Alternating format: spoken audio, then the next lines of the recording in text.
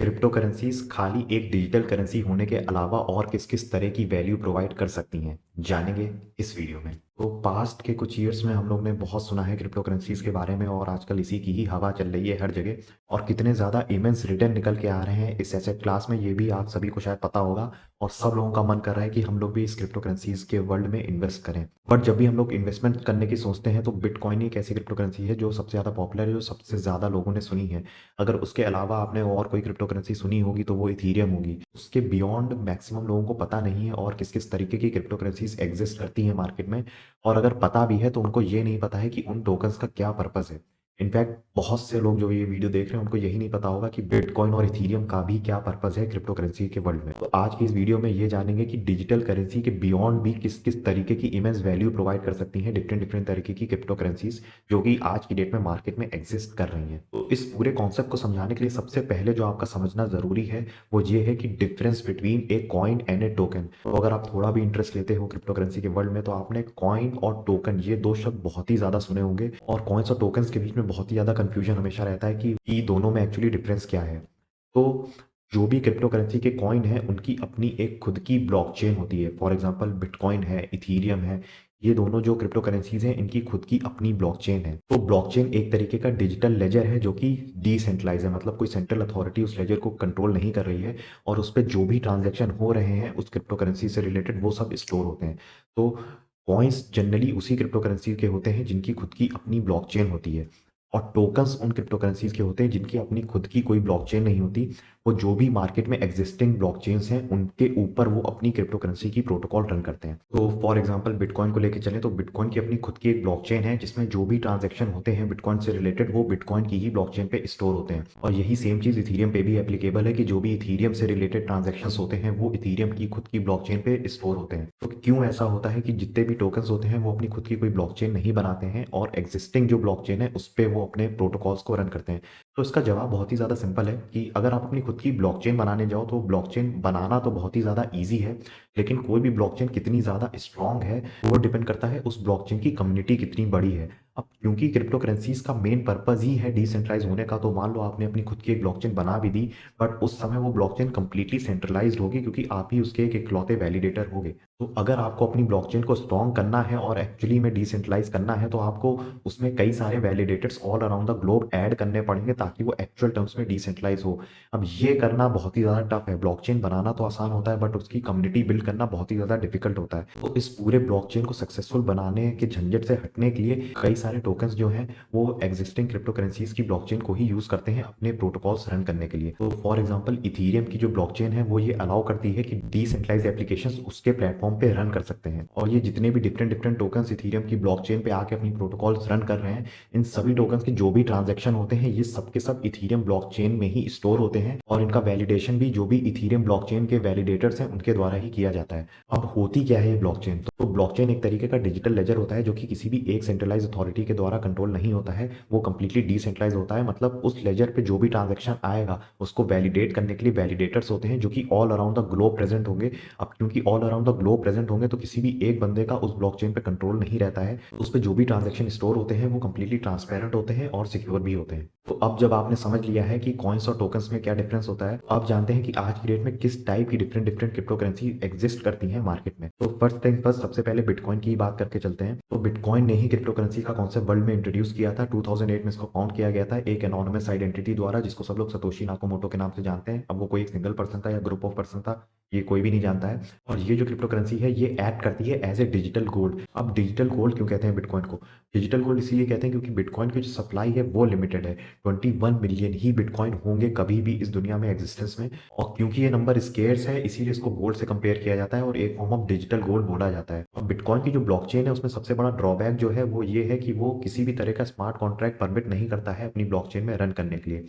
अब क्योंकि उसमें किसी भी तरह का स्मार्ट कॉन्ट्रैक्ट रन नहीं होता है इसका मतलब किसी भी तरह का टोकन बिटकॉइन में आके अपनी डिसेंट्रलाइज्ड ऐप रन नहीं कर सकता, क्योंकि बिटकॉइन का वो पर्पस ही नहीं है। तो बिटकॉइन एक तरीके से केवल एक डिजिटल करेंसी है, उसके बियॉन्ड उसकी कोई यूटिलिटी नहीं है। तो बिटकॉइन अगर आज की डेट में लेके चले तो सबसे बड़ी क्रिप्टो करेंसी है मार्केट कैपिटलाइजेशन में, और रादर देन क्रिप्टो करेंसी का जो पूरा एसेट क्लास है उसमें सबसे सेफ अगर क्रिप्टो करेंसी बोली जाए तो bitcoin one of the safest crypto currency है। मतलब दूसरी क्रिप्टो करेंसीज के मुकाबले बिटकॉइन में इन्वेस्ट करना is much safer to invest in. अब दूसरी क्रिप्टो करेंसी की बात करके चलते हैं, जो है इथीरियम।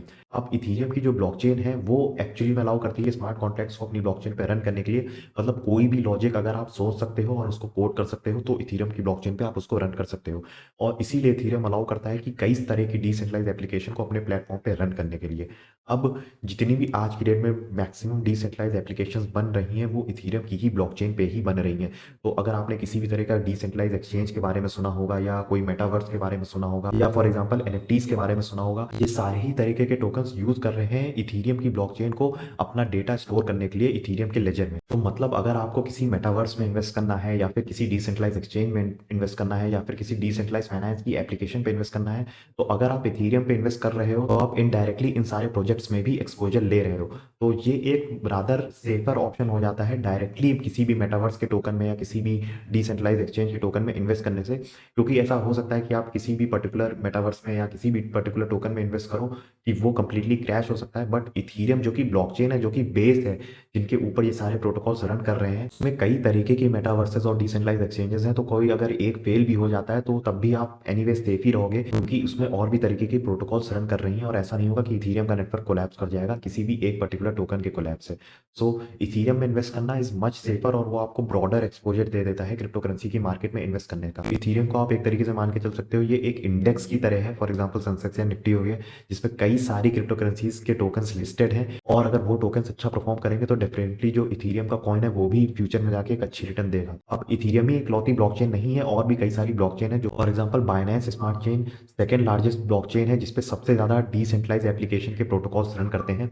और भी कई ब्लॉकचेन्स है, फॉर एग्जांपल सोलाना है, पोल्का डॉट है, कार्डानो है, और भी कई तरीके की ब्लॉकचेन है जो कि डिफरेंट डिफरेंट तरीके की वैल्यू प्रोवाइड करती हैं डिसेंट्रलाइज एप्लीकेशंस बनाने वाले डेवलपर्स को, कि वो उनकी पर्टिकुलर ब्लॉकचेन पे आके अपनी डिसेंट्रलाइज एप्लीकेशन की प्रोटोकॉल्स को रन करें। फॉर एग्जांपल सोलाना एक ब्लॉकचेन है। अब इसको तो इथीरियम किलर भी बुलाया जाता है। अब इथीरियम किलर इसीलिए बुलाया जाता है क्योंकि जितने भी फंक्शंस इथीरियम परफॉर्म कर रहा है, सोलाना सारे वो फंक्शंस परफॉर्म करता है, और इथीरियम से बहुत ही ज्यादा फास्ट तरीके से। सो अगर किसी भी क्रिप्टो करेंसी के कॉइन में आपको इन्वेस्ट करना है तो आपको ये देखना होगा कि उसकी ब्लॉकचेन में क्या दम है और इसकी ब्लॉकचेन कितनी स्ट्रांग है। क्या जो डिसेंट्रलाइज एप्लीकेशन बनाने वाले डेवलपर्स हैं वो उस ब्लॉकचेन को ज़्यादा प्रेफर कर रहे हैं कि नहीं, क्योंकि ब्लॉकचेन्स भी आज की डेट में मार्केट में बहुत सारी हैं। कौन सी ब्लॉकचेन कितनी ज़्यादा स्ट्रांग है वो इसी से पता लगाया जा सकता है कि कितने तरीके की डिसेंट्रलाइज एप्लीकेशन के डेवलपर्स अपनी अपनी प्रोटोकॉल्स को रन कर रहे हैं उनकी पर्टिकुलर ब्लॉकचेन पे। तो आज की डेट में इथीरियम की ब्लॉकचेन सबसे टॉप पे है, जिसपे सबसे ज़्यादा डिसेंट्रलाइज एप्लीकेशन रन हो रही हैं। उसके बाद बाइनेंस स्मार्ट चेन है, उसके बाद सोलाना है, और भी उसके अराउंड कई सारी ब्लॉकचेन है। तो मोटा मोटा अगर बात करके चलें तो किसी भी क्रिप्टो करेंसी की ब्लॉकचेन में इन्वेस्ट करना इस लेस रिस्कियर कि आप उस टोकन में डायरेक्ट इन्वेस्ट करो उस पे। बट इसमें भी आपको ये चीज़ ज़रूर देखनी होगी कि जो ब्लॉकचेन्स ऐसी हैं जिनमें कोई भी डेवलपर्स या बहुत ज़्यादा डेवलपर्स अभी तक नहीं आए हैं, वो अगेन उसी हिसाब से ज़्यादा रिस्की भी हो सकती है। अब तीसरी चीज़ के बारे में बात करके चलते हैं, जो कि है टोकन्स। अब टोकन्स जैसे कि मैंने आपको बताया उनकी खुद की कोई ब्लॉकचेन नहीं होती है, और वो डिफरेंट डिफरेंट तरीके की प्रोटोकॉल्स को रन करते हैं किसी भी पर्टिकुलर ब्लॉकचेन में। तो फॉर एग्जांपल ये टोकन्स किसी डिसेंट्रलाइज एक्सचेंज को बिलोंग कर सकते हैं, या फिर किसी डिसेंट्रलाइज फाइनेंस की ऐप को बिलोंग कर सकते हैं, या फिर किसी मेटावर्स के टोकन्स हो सकते हैं। आज की डेट में सबसे बड़े वैल्यू प्रोवाइडिंग टोकन्स कौन कौन से हैं उनके बारे में जानते हैं। तो मेजरली आज की डेट में जितने भी टोकन एग्जिस्ट कर रहे हैं मार्केट में वो 3-4 टाइप्स में ही कैटेगराइज्ड हैं। तो फॉर एग्जांपल डिसेंट्रलाइज एक्सचेंज हो सकते हैं, या फिर डिसेंट्रलाइज फाइनेंस की ऐप हो सकती है, या फिर कोई मेटावर्स हो सकते हैं। तो सबसे पहले बात करके चलते हैं डिसेंट्रलाइज एक्सचेंजेस के बारे में कि डिसेंट्रलाइज एक्सचेंज क्या होते हैं। तो अगर आप स्टॉक मार्केट में इन्वेस्ट करते हो तो आपको पता होगा कि इंडिया में एनएससी और बीएससी दो एक्सचेंजेस हैं जो कि स्टॉक मार्केट में शेयर ट्रेडिंग को फैसिलिटेट करते हैं। तो ये दोनों एनएससी और बीएससी एक सेंट्रलाइज एक्सचेंजेस है, मतलब इनको कंट्रोल करने की एक सेंट्रलाइज अथॉरिटी है। तो डिसेंट्रलाइज एक्सचेंजेस एकदम सेम काम करते हैं जो कि सेंट्रलाइज एक्सचेंजेस करते हैं, बट वो डिसेंट्रलाइज होते हैं, मतलब उनकी कोई भी सेंट्रल अथॉरिटी नहीं होती। वो एक प्रोटोकॉल से गवर्न होते हैं, और उसमें जो भी चेंजेस होने होते हैं उसकी प्रोटोकॉल में वो एक कम्युनिटी द्वारा डिसाइड होता है।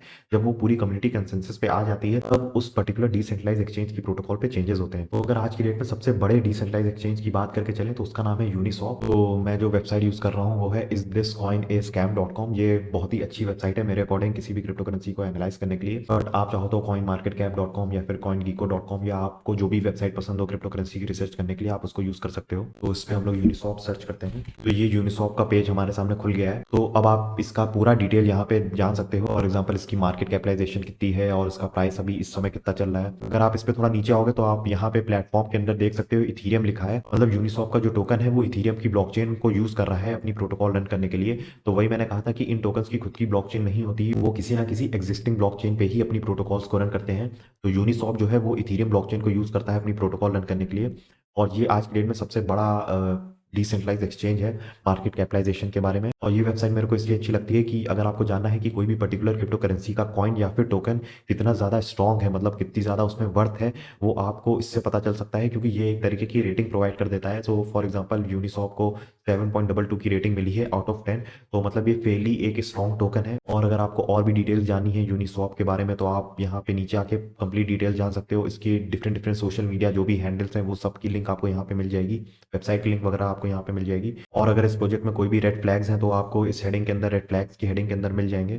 तो इसमें जैसे दिखा रहा है कि नो रेड फ्लैग्स, मतलब ये बहुत ही अच्छी बात है कि कोई रेड फ्लैग्स नहीं है, मतलब ये एक स्टेबल क्रिप्टो करेंसी का कॉइन है। तो कोई दूसरा क्रिप्टो करेंसी के एक्सचेंज को देख लेते हैं। फॉर एग्जांपल पैनकेक स्वैप एक एक्सचेंज है। तो ये पैनकेक स्वैप का यहाँ पे पेज खुल गया है। अब आप इसकी रेटिंग जैसे देख सकते हो 6.18 है, मतलब से थोड़ी कम है। बट इसका मतलब ये एग्जैक्टली नहीं है कि ये यूनिसॉप से एक बेकार टोकन है। अगर आपको इसमें इन्वेस्ट करना है तो आप अपनी रिसर्च जरूर करो। ऐसा हो सकता है ये टोकन अभी बहुत ज़्यादा लोग यूज़ ना करते हो इसलिए इसकी रेटिंग कम है। और जैसे आप इसमें देख सकते हो प्लेटफॉर्म में है बाइनेंस स्मार्ट चेन। मतलब ये जो पैनकेक स्वैप का टोकन प्रोटोकॉल अपनी रन कर रहा है वो बाइनेंस स्मार्ट चेन पे रन कर रहा है, इथेरियम ब्लॉकचेन पे नहीं रन कर रहा है। तो डिसेंट्रलाइज एक्सचेंज एक कैटेगरी हो गई। अगर दूसरी कैटेगरी के बारे में मैं बात करूँ तो वो है डिसेंट्रलाइज फाइनेंस। अब डिसेंट्रलाइज फाइनेंस की एप्लीकेशंस क्या होती हैं? सो वो बेसिकली एक तरीके की बैंक होती हैं। अब बैंक का मेन फंक्शन क्या होता है कि वो आपसे मनी लेती है, आप जो डिपॉजिट करते हो उसमें, और आपको एक पर्टिकुलर इंटरेस्ट देती है और सेम मनी को वो लेंड कर देती है किसी और को। तो ये जो डीफाई ऐप्स हैं इनका भी बेसिकली यही काम है कि ये क्रिप्टो करेंसी के कॉइन्स या टोकन्स लेती हैं और उस पर एक पर्टिकुलर इंटरेस्ट देती हैं जो भी उनको लेंड कर रहा है, और वो फर्दर आके ऐसे लोगों को लोन पे देती हैं वही सेम टोकन्स और कॉइन्स जिनको उसकी रिक्वायरमेंट होती है। अगर आप डिसेंट्रलाइज फाइनेंस के वर्ल्ड में सबसे बड़ी क्रिप्टो करेंसी के टोकन की बात करके चलें तो वो आवे है।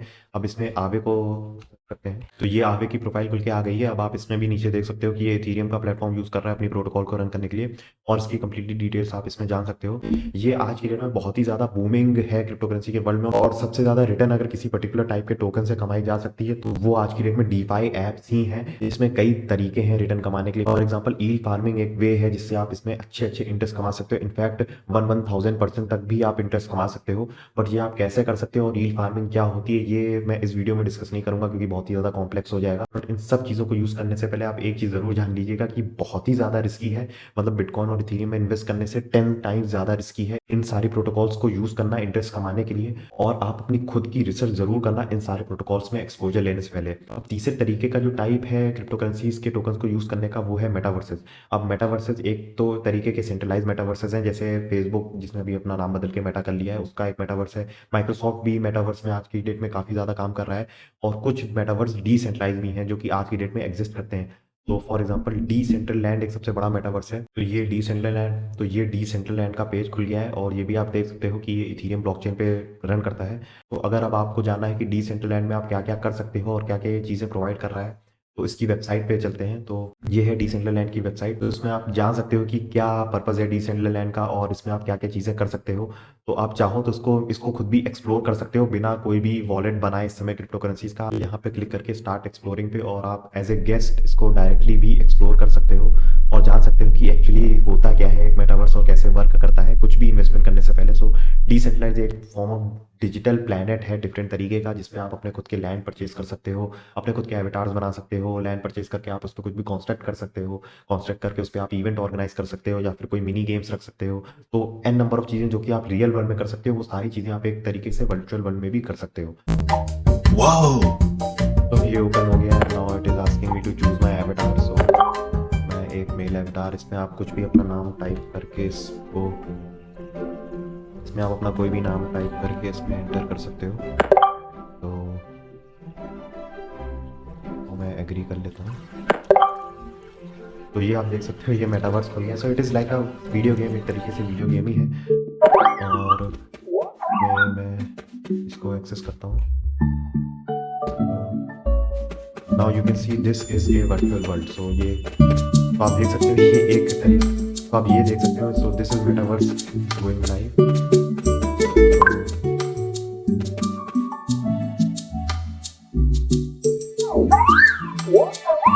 तो ये आप देख सकते हो कि ये एक तरीके का मेटावर्स है। तो आप ये देख सकते हो कि ये पूरा डिज्नीलैंड का मेटावर्स है और ये इसमें एक NFT हॉलवे है। अब आप इसमें यहाँ पे देख सकते हो कि ये डिफरेंट NFTs की गैलरी इसमें पूरी लिस्टेड है। अब आप इस पे क्लिक करोगे तो इसमें आपको डिटेल बताएगा कि ये कौन सी NFT है, कौन इसका आर्टिस्ट है, कौन इसको ओन करता है। और अगर आप इसको ओपन सी से खरीदना चाहते हो NFT को, तो आप वो भी यहाँ पे जाके व्यू कर सकते हो। तो यहाँ पे ओपन सी पे ये एक्चुअल जो NFT है उसकी पूरी डिटेल्स आ गई हैं। मेटावर्स है, अगर आप और एक्सप्लोर करना चाहो तो आप अपने एंड पे कर सकते हो। तो ये तो हो गए डिफरेंट टाइप के टोकन्स जो कि आज की डेट में एग्जिस्ट करते हैं सबसे मेजॉरिटी में। इसके बाद एक और तरीके से भी आप इन क्रिप्टो करेंसीज में एक्सपोजर ले सकते हो, और जो कि मेरे हिसाब से और भी ज़्यादा रिस्की है, वो है NFT में डायरेक्टली इन्वेस्ट करना। NFT में अगर आपको डायरेक्टली इन्वेस्ट करना है तो आपको अपना एक खुद का वॉलेट लेना पड़ेगा, क्रिप्टो करेंसी वॉलेट को। अब आपको ये चीज़ ध्यान में रखनी है कि NFT किसी भी तरीके की प्रोटोकॉल नहीं है जो कि किसी भी तरीके की प्रॉब्लम सॉल्विंग कर रही है या किसी भी तरीके का फंक्शन परफॉर्म करता है। NFT एक तरीके का डिजिटल एसेट होता है जो कि आप ओन करते हो, और वो उस बात का प्रमाण होता है कि आप ही उसके ओनर हो और कोई नहीं है। तो NFT का फुल फॉर्म जो होता है वो नॉन फंजिबल टोकन होता है। नॉन फंजिबल मतलब उसकी और कोई कॉपी एग्जिस्ट नहीं करती है, उसकी एक ही कॉपी है, और अगर आप उस कॉपी को ओन करते हो तो आप ही उसके सोल ओनर हो। तो ये एक तरीके की डिजिटल आर्ट वर्क है। जो पहले आर्ट वर्क पेंटिंग्स वगैरह सेल होती थी ऑक्शन में, तो डिजिटल वर्ल्ड में उसने NFT का रूप ले लिया है उसी तरीके की ऑक्शंस में। तो NFT में इन्वेस्ट करना मेरे हिसाब से सबसे ज्यादा रिस्की है। तो कोई भी आर्ट वर्क कितनी ज्यादा रिटर्न दे सकता है फ्यूचर में आके, वो इसी चीज़ पे डिपेंड करता है कि उसकी कितनी ज़्यादा पॉपुलैरिटी है मार्केट में। और मेरे हिसाब से आज की डेट में जो NFT मार्केट है वो बहुत ही ज़्यादा ओवर पॉपुलेटेड हो गई है, बहुत ही डिफरेंट टाइप की NFTs से। अब आप ये मान के चलना कि NFT की वैल्यू तभी तक है जब तक पूरी कम्युनिटी को उसमें कोई वैल्यू दिखती है। अगर नहीं दिखती है तो उसकी वैल्यू कोई नहीं रह जाएगी, क्योंकि वो एक तरीके का फॉर्म ऑफ आर्ट है। तो जैसे कोई एक पर्टिकुलर आर्ट भी हुई कि आपको उसमें कोई बहुत ही ज़्यादा वैल्यू दिख सकती है, आपके बगल वाले फ्रेंड को उसमें कोई वैल्यू नहीं दिख सकती है। तो इसी तरह से NFT में भी होता है कि किसी भी पर्टिकुलर NFT की वैल्यू तभी तक है जब तक कई सारे लोगों को उसमें कोई वैल्यू दिख रही है और उसकी डिमांड है। कल को अगर लोगों को उसमें इंटरेस्ट नहीं रहेगा तो उसकी कोई वैल्यू भी नहीं रह जाएगी मार्केट में। और आज की डेट में क्योंकि NFT मार्केट बहुत ही ज़्यादा ब्लोटेड है बहुत ही डिफरेंट टाइप की NFTs से, तो ये ढूंढना बहुत ही ज़्यादा मुश्किल है कि कौन सी ऐसी NFT रहेगी जो कि फ्यूचर में भी रेलिवेंट रहेगी लोगों के लिए। तो अगर आपको NFT में इन्वेस्ट करना है तो आपको बहुत ही ज़्यादा रिसर्च की ज़रूरत पड़ेगी और अपना खुद का बहुत ही ज़्यादा दिमाग लगाना पड़ेगा और ये गेस करना पड़ेगा कि कौन सी NFT फ्यूचर में अच्छी रिटर्न दे सकती है। हालांकि इसको भी रिसर्च करने का एक कंप्लीट प्रोसेस है। अगर आप चाहते हो कि NFT में किस तरीके से इन्वेस्ट कर सकते हैं और कैसे इन्वेस्ट कर सकते हैं, तो मैं इसकी सेपरेट वीडियो जरूर बना दूंगा। तो यही पूरा डिस्कशन था डिफरेंट टाइप की क्रिप्टो करेंसीज के बारे में। तो सबसे पहले जो मैंने टाइप बताया सबसे लेस रिस्की वाला, वो मैंने बताया बिटकॉइन और इथीरियम। बिटकॉइन एक तरीके का डिजिटल गोल्ड है और इथीरियम एक तरीके की ऐसी ब्लॉकचेन है जो कि बेस प्रोवाइड करती है और डिफरेंट टाइप के टोकन्स को, जो कि उस पर आके अपनी प्रोटोकॉल को रन कर सकते हैं। उसके बियॉन्ड अगर आपको और इन्वेस्टमेंट करना है क्रिप्टो करेंसीज में, तो आप क्रिप्टो करेंसी के डिफरेंट टोकन्स पे इन्वेस्ट कर सकते हो जो कि डिफरेंट टाइप की प्रोटोकॉल रन करते हैं। फॉर एग्जाम्पल डिसेंट्रलाइज एक्सचेंजेस हो गए, मेटावर्सेस हो गए, और भी डिफरेंट टाइप के पर्पजेस जो कि टोकन प्रोवाइड कर रहे हैं। तो अगर आप उस पर्पज में ज़्यादा कॉन्फिडेंट हो और किसी पर्टिकुलर टोकन पे ज़्यादा कॉन्फिडेंट हो तो आप उस पर भी इन्वेस्ट कर सकते हो।